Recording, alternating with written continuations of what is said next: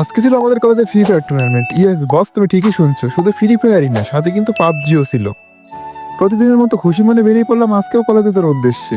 খুশি ছিলাম এই কারণে, কারণ পৃথিবীর বিভিন্ন দেশে ই স্পোর্টস এর গুরুত্ব দেওয়া হলো, বাংলাদেশে কিন্তু ই স্পোর্টস ছিল অবহেলিত।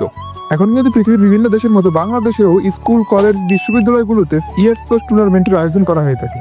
তেমনই আজকে কিন্তু আমাদের কলেজেও ই স্পোর্টস এর আয়োজন করা হয়েছে। এর মধ্যে কিন্তু শুরু হয়ে গেছিল আমাদের ফ্রি ফায়ার টুর্নামেন্ট এবং এর আগে হয়েছিল পাবজি টুর্নামেন্ট। প্রথমেই ছিল কোয়ালিফাই ম্যাচ এবং কোয়ালিফাই ম্যাচের উইনার ছিল আমাদের এই ডিপার্টমেন্টের ছোট এক ভাই। তার গেম প্লে দেখে সবাই একটা কথাই শুধু বলতেছিল,